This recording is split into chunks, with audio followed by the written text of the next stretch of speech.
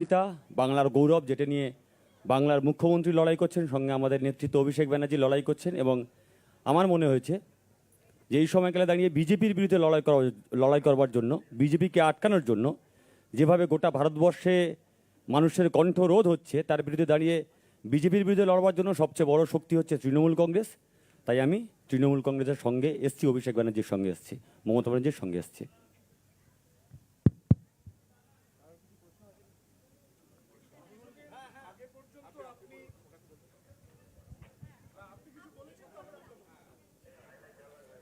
না, প্রতিকূর তার কথা বলেছেন। আমি প্রতিকূরের সাথে বিগত দিনেও অনেকবার কথা বলেছি। আমার বিরুদ্ধে প্রতিদ্বন্দ্বিতাও করেছিল 2024 সালে, আপনারা জানেন। ওর বাড়ি ডায়মন্ড হারবার 1 নম্বর ব্লকের বাসুলডাঙ্গা বলে একটা গ্রাম পঞ্চায়েত আছে, সেখানে। তো আমি দীর্ঘদিন ধরে ওকে দেখেছি, ওর কথা শুনেছি। সামনাসামনি আমার কোনোদিন দেখা হয়নি। এবং সিপিএম দলে যে কজন, বিশেষ করে এই প্রজন্মের যারা প্রতিনিধিরা লড়াই করছেন, আমি লড়াই করছেন কথাটা অত্যন্ত সচেতনভাবে ব্যবহার করছি। তার কারণ যেটুকু মিছিল মিটিং হয় এদেরকেই দেখা যায়, বাকি তো সিপিএম খালি টিভির পর্দায় রয়েছে আর সোশ্যাল মিডিয়ায় যত বিপ্লব। এবং পুরো ক্ষোভ বা তাদের যে আক্রমণটা, সেটা তৃণমূল কংগ্রেস, মমতা বন্দ্যোপাধ্যায় আমাকে তো করেই, কিন্তু শালীনতার একটা গণ্ডির মধ্যে থেকে কাজ করা এবং রাজনৈতিক লড়াইটা লড়া, কোনো মতে সেই শালীনতার গণ্ডি যাতে কেউ অতিক্রম না করে। আজকালকার দিনের যারা সিপিএমের প্রতিনিধিরা সোশ্যাল মিডিয়ায় বক্তব্য রাখছেন বা সমাজ মাধ্যমে বা সংবাদ মাধ্যমে যায়, তাদের অনেকের কথা আমি শুনি। ব্যক্তিগতভাবে আমি প্রতিকূরকে দেখেছি কোনোদিন তারা কোনো দলকে আক্রমণ করেনি। এবং বিজেপির বিরুদ্ধে আমাদের যে লড়াই, আমি যদি এসআইআর এর উদাহরণ নিয়ে বলি, যে আজকে এসআইআর বাংলা সহ 12টা রাজ্যে হচ্ছে। এই এসআইআর এর পদ্ধতিগত যে ত্রুটিগুলো রয়েছে, এগুলো নিয়ে যদি কেউ সরব হয়ে থাকে, একমাত্র তৃণমূল হয়েছে। গায়ের জোরে মানুষকে লাইনে দাঁড় করিয়ে জীবিত মানুষের নাম গায়ের জোরে কেটে দেওয়া। বাংলার ক্ষেত্রে নিয়ম আলাদা, বিহারের ক্ষেত্রে নিয়ম আলাদা। এই দ্বিচারিতা তো হতে পারে না। এর বিরুদ্ধে তৃণমূল কংগ্রেস যেভাবে কোর্টে, মাঠে, পার্লামেন্টের ভিতরে বাইরে লড়াই করেছে, সিপিএমও তো একটা রাজ্যে ক্ষমতায় রয়েছে। সিপিএমের এখানে অনেক নেতা রয়েছে, তাদের তো কেউ বারণ করেনি। আমাদের হাত শক্তিশালী করতে বলছি না, আপনারা পৃথকভাবে লড়ুন। কেরালায় তো তৃণমূল নেই, কেরালায় তো সিপিএম আছে। সেখানে সিপিএম নেতাদের ভূমিকা কি? আজকে যারা লেফট আইডিওলজি, বামপন্থার আদর্শ নিয়ে কথা বলে, নিজেদের বামপন্থী বলে দাবি করে, সিপিএমের আইডিওলজিটা কি? কোন আইডিওলজি বা কোন আদর্শের ভিত্তিতে বা বেসিসে আপনার পার্টির কোন আইডিওলজি আপনাকে সুযোগ দেয় বা আপনাকে বলে যে হুমায়ুন কবিরের মতো লোকের সাথে বসে আপনাকে জোট করতে হবে বা ডিল করতে হবে? কোন আইডিওলজির ভিত্তিতে 2021 সালে, যেখানে আপনি কেরালায় কংগ্রেসের বিরুদ্ধে লড়াই করছেন, সেখানে একই সময়, একই দিনে, একই মাসে, একই সপ্তাহে, একই দিনে, একই টাইমে বাংলায় কংগ্রেসের সাথে লড়াই করছেন? কোন আইডিওলজির বেসিসে? কোন আইডিওলজির বেসিসে আপনারা লক্ষ্মীর ভাণ্ডারের মতো সহায়তাকে ভিক্ষা বলেন? কোন আইডিওলজির বেসিসে একটা প্রান্তিক মানুষকে, যে সরকার চাল ডাল আর্থিক সাহায্য সহযোগিতা পৌঁছে দিচ্ছে, তাদেরকে ভিক্ষুক বলেন বা ছোট করে খাটো করে দেখেন? কোন আইডিওলজির বেসিসে?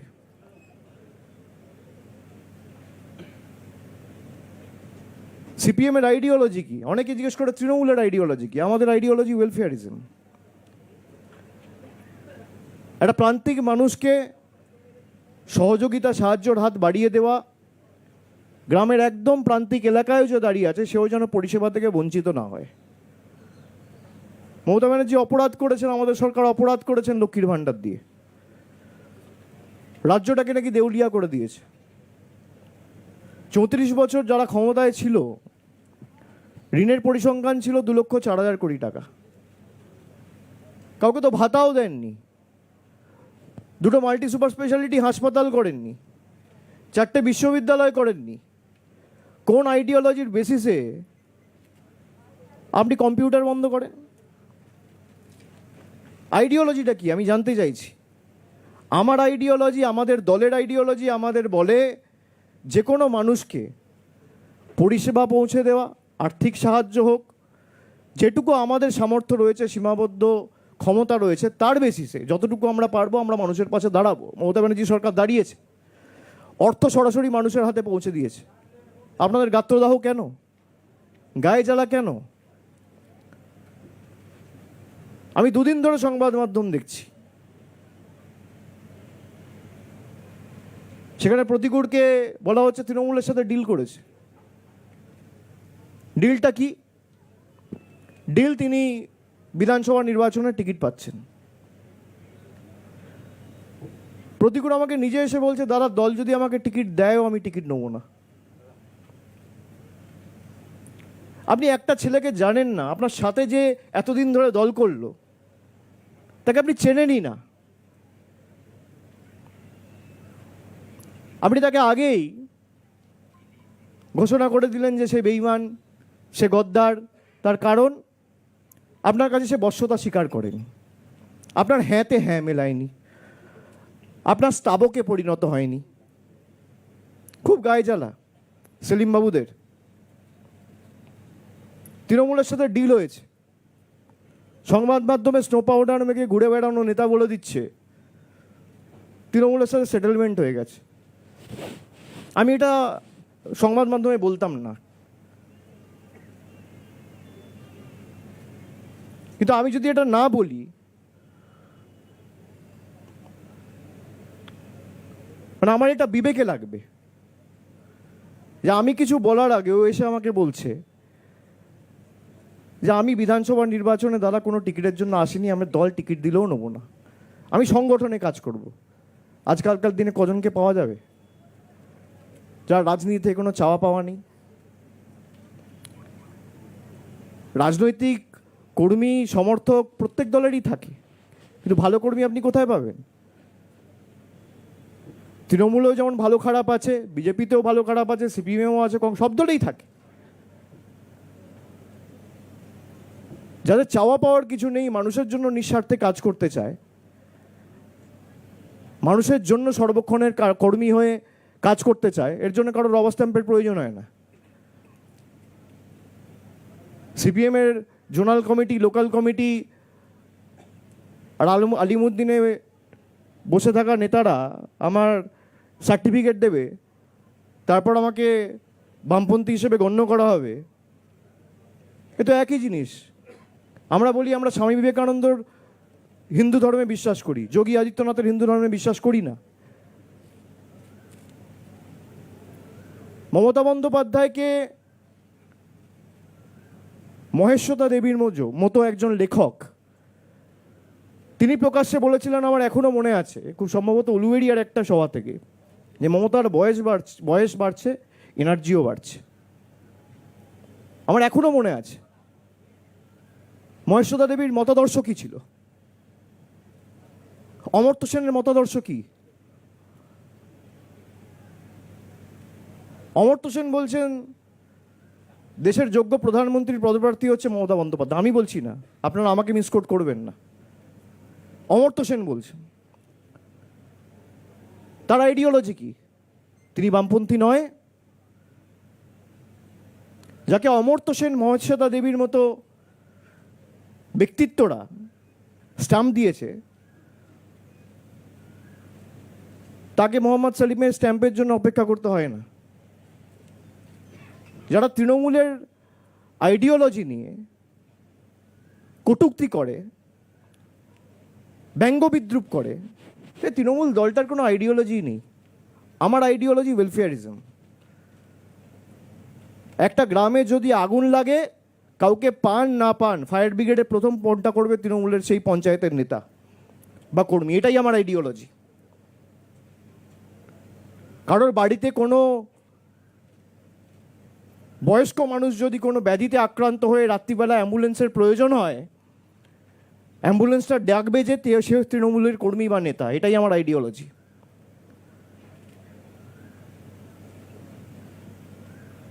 লকডাউনের সময় যাতে কাউকে অভুক্ত অবস্থায় শুতে না হয়, আমরা কমিউনিটি কিচেন করে মানুষের বাড়িতে খাবার পৌঁছে দিয়েছি, মানুষের বাড়ির বাইরে গিয়ে কাউকে এসে লাইনে দাঁড়িয়ে খাবার নিতে হয়নি। এটা আমার আইডিওলজি। নারী ক্ষমতায়নের কথা অনেকে বলেছে, মানুষকে সে নারী ক্ষমতায়নের মডেলকে বাস্তবায়িত করেছেন মমতা বন্দ্যোপাধ্যায়। 1500 টাকা করে লক্ষ্মীর ভাণ্ডার মহিলাদের ব্যাংক অ্যাকাউন্টে সরাসরি ডিবিটি করে। এটা আমার আইডিওলজি। যুবশ্রী করেছেন তিনি। আমরা তো জিজ্ঞেস করছি না কেউ বিজেপি করে কে সিপিএম করে। যারা মাধ্যমিক পাশ করেছেন কিন্তু এখনো চাকরি পাননি, তাদেরকে সাহায্য করে সহযোগিতার হাত বাড়িয়ে দিয়েছে আমাদের সরকার, তার যাতে অসুবিধা না হয়। সে বলছে অনেকে বলছে 1500 টাকায় কিছু হয় না। আমি মানি 1500 টাকায় কিছু হয় না, কিন্তু তাকে যদি আগামী দিন 5টা জায়গায় ইন্টারভিউ দিতে হয়, তার মায়ের কাছে হাত পাততে হবে না। এই 1500 টাকা করে গাড়ি ভাড়া দিয়ে সে নিজের ইন্টারভিউটা নিজে দিতে পারবে। এটা আমার আইডিওলজি।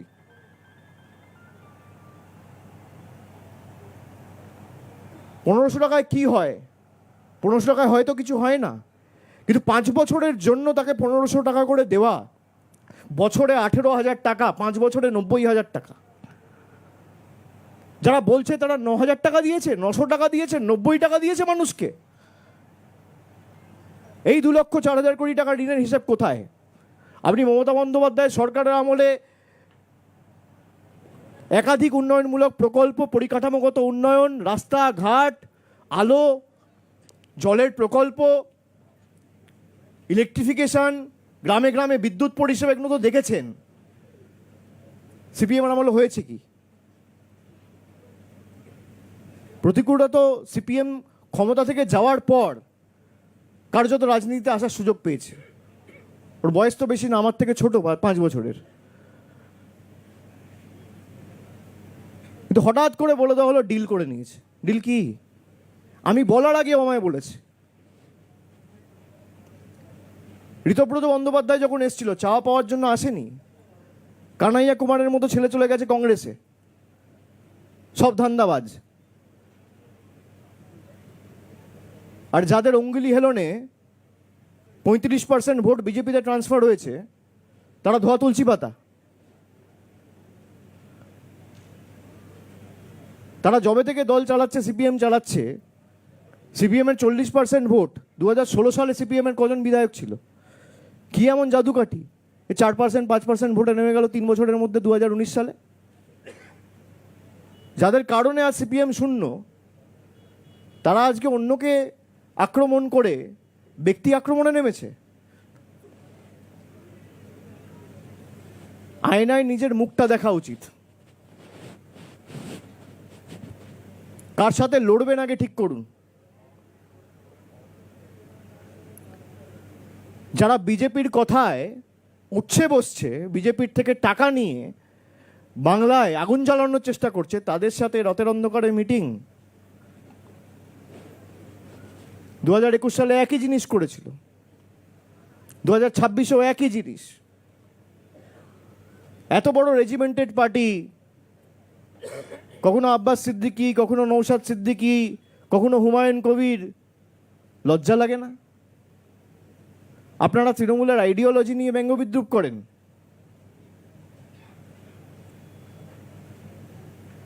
আপনারা বলেন আমরা মন্দির মসজিদের রাজনীতিতে বিশ্বাস করি না।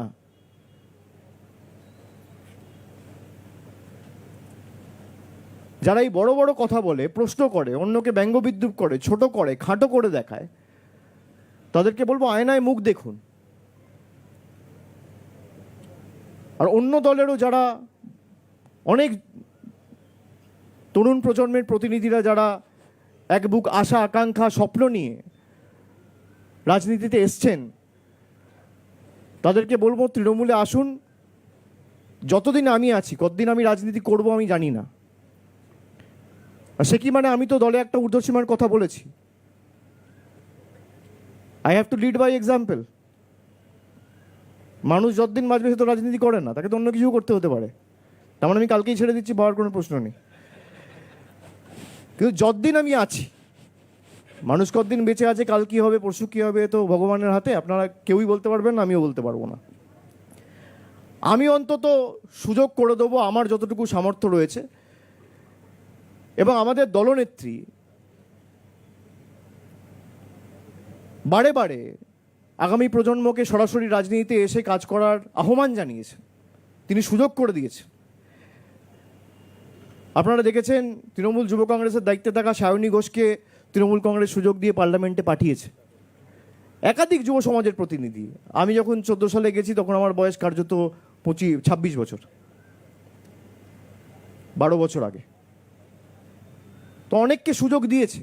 দেবাংশুর মতো ছেলেকে আমরা গত ইলেকশনে তমলুক থেকে প্রার্থী করেছিলাম। 2016তেও 2021এও একাধিক যুব সমাজের প্রতিনিধি, নতুন পুরনো সংমিশ্রণেই একটা দল সমৃদ্ধশালী হয়ে ওঠে। তো আমি সকলকে আহ্বান করব যে আসুন সবাই মিলে যদি সমাজকে আরও শক্তিশালী করতে হয় এবং বিজেপির এই সাম্প্রদায়িক উস্কানি এবং বৈষম্যবাদী এবং বিভাজনের রাজনীতি থেকে যদি মুক্তি দিতে হয়, বাংলায় যেভাবে মমতা বন্দ্যোপাধ্যায় লড়াই করেছে ভারতবর্ষের কাছে মডেল। গতকালও তো আপনারা দেখেছেন এসআইআর নিয়ে সুপ্রিম কোর্ট যে রায় দিয়েছে, কোথাও তো ভাই ইলেকশন কমিশনার সিইওর উপর অনাস্থা রয়েছে, সেই জন্য জুডিশিয়াল অফিসারদের অ্যাপয়েন্ট করার কথা বলা হয়েছে, নাহলে করবে কেন? অন্য জায়গাতেও হচ্ছে। আমরা এই কারণে বলেছিলাম যে এই হঠকারী সিদ্ধান্তের বিরুদ্ধে আমরা। আজকে আপনাকে তো পেছোতেই হচ্ছে। 14 তারিখ লিস্ট বেরোনোর কথা ছিল, এখন বলছে 28 তারিখ বেরোবে। কালকে বলেছে 28 তারিখ কিছু বেরোবে, যেগুলো বেরোতে পারবে না 28 তারিখ সেগুলো পরবর্তীকালে বেরোবে কেস ক্লিয়ার হওয়ার পরে। তো সময় তো লাগছে। আপনি বলেছিলেন 2 মাসে করবো, নেই করতে করতে 4 মাস লেগে গেল। এটাই যদি 2 বছর ধরে করতেন কোনো অসুবিধা ছিল না, কেউ বারণ করেনি। সময় নিয়ে আপনি করুন। বাকি আপনাদের কারোর প্রশ্ন থাকলে বা প্রতিকূলকে যদি কিছু প্রশ্ন করতে চান।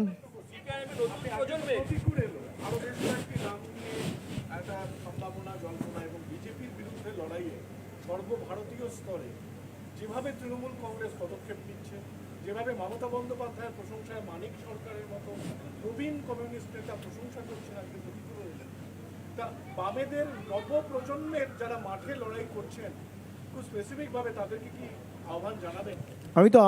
আমি তো আমার কথার মাধ্যমে সেগুলো ইতিমধ্যেই বলেছি যে যদি কেউ আসতে চায়, আমি যতদিন আছি আমি নিশ্চিতভাবে চেষ্টা করে দেবো তারা যেন সুযোগ পায়, মানুষের জন্য কাজ করে। মানুষের কাজ করার জন্য কোনো জনপ্রতিনিধি বা কোনো রবার স্ট্যাম্প লাগে না। সর্বক্ষণের যে মানুষের কর্মী হিসেবে তার জন্য সদিচ্ছা লাগে, মানুষের জন্য কাজ করার দৃষ্টিভঙ্গি থাকা উচিত এবং মানুষের জন্য কাজ করার মানসিকতা থাকতে হবে। এই 3টে থাকলেই যথেষ্ট। তো সবার প্রতি আমার আহ্বান থাকবে। বাকি কারোর যদি মনে হয় যে না আমি আরও 4-5 বছর সময় দেবো, তার সে অধিকার আছে, সে দেবে, কোনো অসুবিধা নেই। আপনি কিছুক্ষণ আগেই বললেন যে 2024-এ আপনার প্রতিপক্ষ আজ আপনার পাশে তিনি দাঁড়িয়ে আছেন, আপনাদের আদর্শ উদ্ভাসিত হয়ে আজকে তিনি স্বতঃস্ফূর্তভাবে দলে এলেন এবং আপনারা গ্রহণ করলেন। এটাই কি তৃণমূল কংগ্রেস? অর্থাৎ আপনার প্রতিদ্বন্দ্বীকে আপনি আজকে কিন্তু নিজের দলে নিলেন, এটা একটা উদারতা আপনি যেমন আমার কোনো উদারতা নেই, না আমার কোনো উদারতা নেই। এটা আমার উদারতা কেন হবে? আপনারা আমাকে মহান ভাবছেন, কোনো কারণ নেই আমাকে মহান ভাববার। আমি প্রতিকূলকে ধন্যবাদ জানাবো যে সাহস দেখিয়ে সিপিএমের ওই বেড়াজাল ভেঙে ও তৃণমূলে এসে আমার সাথে কথা বলেছে, আমি তার জন্য ওকে ধন্যবাদ জানাবো। আমার উদারতার কি আছে? সমীর প্রতিতুণ্ডু আজকে নেই, আমার বিরুদ্ধে উনি 2014 সালে প্রার্থী হয়েছিলেন। আমি যখন রাজভবনের বাইরে ধর্ণা করছিলাম তখন সমীর প্রতিতুণ্ডু সেই মঞ্চে এসে বলেছিলেন অভিষেক যে বলছে যে ধর্ণা করছে যে এই শুনিয়ে 100 দিনের কাজ নিয়ে আমি তাকে সমর্থন জানাই। আমার উদারতা, তার উদারতা, তিনি এসছেন। তো আমার কোনো এখানে উদারতা দেখানোর ব্যাপার নেই, আমার ক্রেডিট চাই না। এগুলো অন্যান্য দলে যারা করে, যারা লাইমলাইটে থাকার জন্য করে, তারা এসব বলে যে আমার উদারতা। কোনো উদারতা নেই। কিসের উদারতা? সে আজকে চাইলে সেখানে থাকতেই পারতো, একইভাবে চলতো। মানুষেরও তো একটা প্রাইম রয়েছে। আজকে তার বয়স হয়তো 34-35, 10 বছর পর 45 হবে। কাজ বয়সের সাথে সাথে মানুষের কর্মক্ষমতা কমে। আমি যে ইস্যুগুলো নিয়ে দলে প্রতিবাদ করেছি তার যদি কোনো সুরাহা সমাধান না হয়, তাহলে আমার প্রতিবাদ করার অধিকারটুকুও থাকবে না। আমি প্রতিবাদ করলে আমাকে বেঈমান বলা হবে। সেই সৎসাহস প্রতিকূর দেখিয়েছে, আমি ধন্যবাদ তাকে জানাই।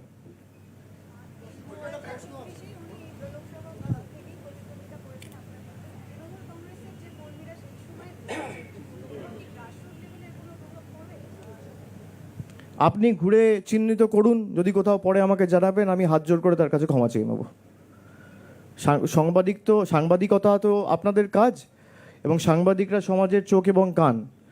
আপনারা যান বিস্তীর্ণ এলাকায়, বুথে গিয়ে একটু খোঁজ খবর নিন। যদি কেউ বলে যে না, প্রতিকূলের তৃণমূলে যোগদান আমরা ভালো চোখে দেখছি না, আমি ফোন করে ভিডিও কলে বা তার বাড়ি গিয়ে তার থেকে ক্ষমা চেয়ে নেব।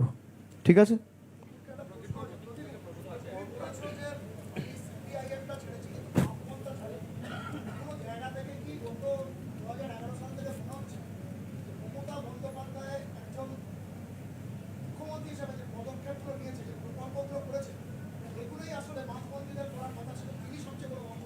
একদমই, এটা তো আমি আগের দিনও বলেছি যে আমরা যখন সিপিআইএমে ছিলাম, আমরা তো প্রথমেই বলেছিলাম যে লক্ষ্মীর ভাণ্ডার, আমরা লক্ষ্মীর ভাণ্ডার চাই না, আমরা ভিক্ষা নয় অধিকার চাই। তো পরে তো দল বলল ভাই ভিক্ষা নয়, এটা কথাটা বলা ঠিক হবে না, এতে মানুষের মধ্যে রিয়াকশান আছে, আরও ভোট কমে যাচ্ছে। তো পরে গিয়ে আমরা বললাম ভাতা বাড়াতে হবে, আমরা টাকা বেশি করে দেবো। মানে পরোক্ষভাবে তো তৃণমূল কংগ্রেসের স্কিমের কথা বা তৃণমূল কংগ্রেসের প্রকল্পের কথা আমরা স্বীকার করে নিলাম, আমরা বেটার করবার কথা বলেছিলাম। তো ফলে অবশ্যই সেই প্রশ্ন তো আপনি নিজেই উত্তর দিয়ে দিলেন। আপনার নীতি নৈতিকতা নিয়ে প্রশ্ন উঠছে সোশ্যাল মিডিয়ায়, বাম কর্মী সমর্থকরা সেই প্রশ্ন তুলছে যে এত নীতি নৈতিকতার কথা বলতেন, এখন কেন তৃণমূলে গেলেন? আমার নীতি নৈতিকতা বিজেপিকে আটকাবো, ফ্যাসিস্ট শক্তিকে আটকাবো, সেই নীতি। এই যে বলছে না ডিল হয়েছে, হ্যাঁ ডিল হয়েছে। বিজেপিকে পশ্চিমবঙ্গের মাটিতে আটকাবো, বিজেপিকে ঢুকতে দেবো না, এইটাই ডিল হয়েছে আমার। এবং যারা নীতি নৈতিকতা বলছে, প্রতিকুর রহমানকে বলতে পারে, আরে আমরা তো যখন সিপিআইএমে ছিলাম তৃণমূলকে বিজেপি বলে অনেক রটিয়েছি। তৃণমূল সেটা ভুল প্রমাণ করার জন্য অভিষেক ব্যানার্জি, মমতা ব্যানার্জি সুপ্রিম কোর্টে গেলেন। আর প্রতিদিন তৃণমূল কংগ্রেস সিপিআইএমকে বলছে বিজেপির বি টিম তোমার ভোট ট্রান্সফার করেছো, সেটা প্রমাণ করার জন্য মোহাম্মদ সেলিম হুমায়ুনের সঙ্গে বসলেন। সেটা প্রমাণ করার জন্য মোহাম্মদ সেলিম ওয়েলফেয়ার পার্টির নেতাদের নিয়ে এসে আলিমুদ্দিনে মিটিং করলেন। সেটা প্রমাণ করবার জন্য এসডিপিআইয়ের মতো প্রকাশ্য সভাতে সিপিএমের প্রতিনিধি পাঠাচ্ছেন। তো ফলে পরিষ্কার হয়ে গেছে কে কোন ডিল করেছে।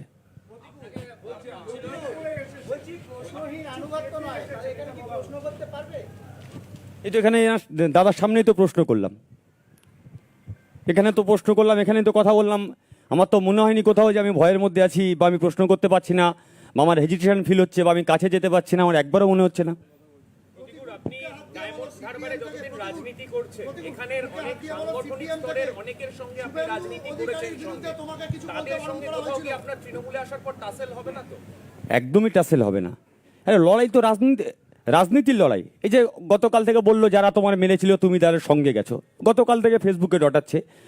যারা আমাকে বলছে, আমি তাদের কাছে প্রশ্ন করবো, আমি মার খেয়েছিলাম কাদের জন্য? আমি তো মার খেয়েছিলাম তোমাদের জন্য। তোমরা তো আমাকে ঠেলে দূরে সরিয়ে দিয়েছো, আমি তো থাকতে চেয়েছিলাম।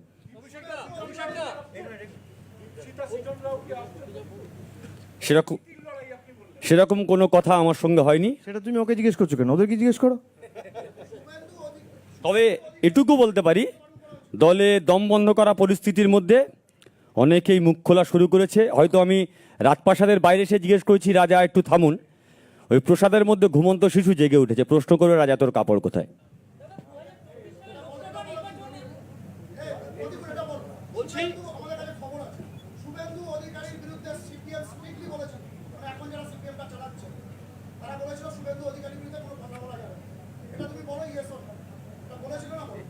আচ্ছা, আজকের শুভেন্দু অধিকারী গতকালকে কি বললেন?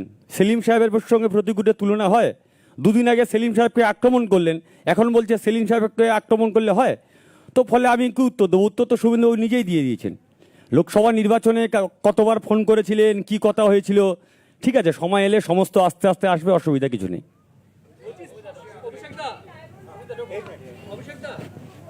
সৃজন আর দীপশিত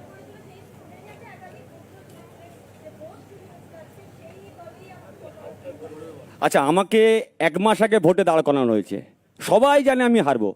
তো আমি কি বলতাম? আমি হেরে গেছি, আমার সাংগঠনিক শক্তি নেই, আমি ডায়মন্ড হারবারে ক্যান্ডিডেট দিতে পারিনি, আমার কাছে বেস্ট অপশন ছিল এটাই বলা, ভোট লুট হয়েছে না। আপনি নিজে ঘুরে দেখুন না কোনটা সাংগঠনিক শক্তি আছে আর কোনটা সাংগঠনিক শক্তি নেই। ডায়মন্ড হারবারে 2000 বুথ রয়েছে, আপনি 2000 সিপিএম বুথ এজেন্টের নাম জোগাড় করে আমাকে দিন। আপনাকে চ্যালেঞ্জ দিচ্ছি আমি। সিপিএম বুথে বসতে পারবে না, দায় তৃণমূলের। কংগ্রেস এজেন্ট দিতে পারবে না, দায় তৃণমূলের। আমাদের এজেন্টরা বসবে নাকি সিপিএমের এজেন্ট হয়ে? আপনি জোগাড় করে দিন। তো লগবুক থাকে, তো স্ক্রুটিনির সময় থাকে, ভোটের পরের দিন সবাইকে যেতে হয়, ইলেকশন এজেন্ট থাকে। আপনি যান না, জোগাড় করে দিন আমাকে। আপনি ডায়মন্ড হারবার ছেড়ে দিন, যে কোনো একটা লোকসভা বেছে নিন, 2000 এজেন্ট বার করে দিন, ওই মুর্শিদাবাদ মালদা ছাড়া।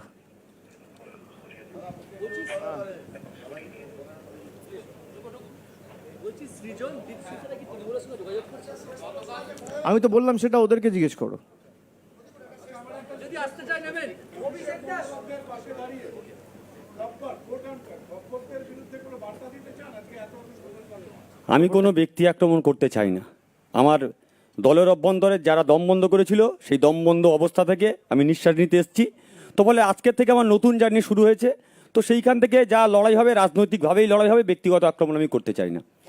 গতকাল মোহাম্মদ সেলিম তিনি বলছিলেন যে সন্তান হারার মতন অবস্থা তার এখন হচ্ছে, কি বলবেন আপনার প্রতিক্রিয়া? পিতা যদি সন্তানকে নিজেই গলা টিপে হত্যা করে আর তারপর চিৎকার করে বলে সন্তান হারানোর যন্ত্রণার কিছু বলার নেই। আমার সোকল পিতা, আপনি ভালো থাকবেন। আমি অনেকবার করে বলেছিলাম পিতা আমার সঙ্গে কথা বলুন, বাবা কথা বলুন, বাবা কথা বলেননি, দরজাও খোলেননি। অভিষেকটা আপনারা এত শক্তিশালী সংগঠন পুরো রাজ্য জুড়ে রয়েছে, তারপরেও একটা শূন্য হয়ে যাওয়া দল থেকে কেন নেতা নিতে হলো আপনাদের? সব থেকে বেশি কষ্ট তো আপনার হচ্ছে দেখছি। আপনার গায়ে লাগছে? আপনি কি তৃণমূল করেন নাকি? কে অভিযোগ করছে? তো সোশ্যাল মিডিয়া উত্তর নিতে বলবেন। যেদিনকে সামনাসামনি এসে প্রশ্ন করবে সেদিনকে উত্তর চাইবেন। যদি কেউ আসতে চায় তৃণমূলে, ভালো লোকেরা, আমি সুযোগ দেবো না?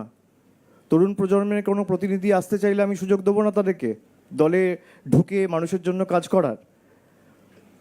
এত গায়ে জ্বালা কেন? আর আপনাদের এত গায়ে লাগছে কেন 2-4 জনের?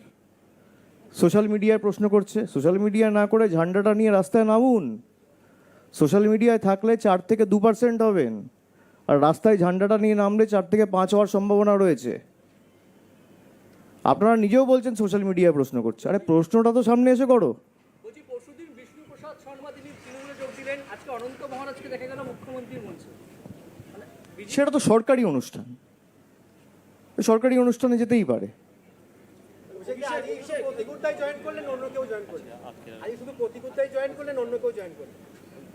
আজকে তো প্রতিকূল এসছে, আপনি বোধহয় আশা করছিলেন অন্য অনেকে আসবে। প্রতিকূলের সাথে কিছু তার সতীর্থ সহকর্মীরা এসছে। হ্যাঁ নিশ্চয়ই, তার সাথে যারা এসছিল তারাও এসছে। আমি প্রতিকূলের হাতে পতাকা তুলে দেবো। আচ্ছা, আপনারা সবাই চাটা খেয়েছেন? আবার কি? বলেছেন যে প্রতিকূল রাজনীতিতে এসছে যখন করা শুরু করেছে, সিপিএম গভর্নমেন্ট থেকে চলে যাওয়ার পরে অর্থাৎ বিরোধী পরিসরে থেকে রাজনীতি এটাই কি মানে বামপন্থীদের মধ্যে থেকে যাদেরকে আপনি লড়াকু ভাবছেন, এটাই কি সূচক যারা গভর্নমেন্ট চলে যাওয়ার পরে পলিটিক্সে এসছে? দেখুন, আমরা বিগত দিনে যাদেরকে দেখেছি সামনে মাঠে ময়দানে লড়াই করছে, আমি বলেছি প্রতিকূল তাদের মধ্যে অন্যতম। কিন্তু তাদের মধ্যেও ভালো খারাপ রয়েছে। তাদের দলের অভ্যন্তরীণ কি বিষয় আমি তো বলতে পারবো না। কিন্তু যদি কারোর মনে হয় যে এই দলে আমি 10 বছর 12 বছর কাটিয়েছি এবং আমার দাবি বা আমার কথাগুলোকে মান্যতা দেওয়া হচ্ছে না বা সাজেশনগুলো কনসিডার করা হচ্ছে না, তার যদি মনে হয় যে সিপিএম একটা ব্যক্তির দ্বারা তাদের স্বার্থ চরিতার্থ করার জন্য দলটাকে লাটে ওঠানো হচ্ছে, আমি তাদের কাছে আহ্বান জানাবো যে তারা সেই দল ছেড়ে সময় নষ্ট না করে মানুষের জন্য কাজ করে। এবং তৃণমূল বলে না, তাদের যদি মনে হয় অন্য দলে যাওয়ার, তারা যেতে পারে, সেই সুযোগও তাদের কাছে আছে। আমি যেহেতু একটা দলে রয়েছি এবং আমি দলের সাধারণ সম্পাদক, আমি দলের সাংসদ, আমার এটা অধিকার যে আমার দলে আমি চাইবো তারা আসুক এবং মানুষের জন্য কাজ করার সুযোগ পাক। কিন্তু যে কজন মাঠে ময়দানে লড়াই করেছে বা চাওয়া পাওয়ার রাজনীতি যারা করেনি, যাদের রাজনীতি থেকে পাওয়ার কিছু নেই, যাদের কোনো স্বার্থ নেই, যারা স্বার্থ সিদ্ধির জন্য রাজনীতিতে আসেনি, তাদের মধ্যে আমি মনে করি প্রতিকূল অন্যতম। এবং আমি খুব খুশি হয়েছি ও আজকে এসছে, তাই আমি ওকে ধন্যবাদ জানাই। অভিষেক বাবু, নন্দীগ্রাম থেকে কি সেবাশ্রয়ের আর কোনো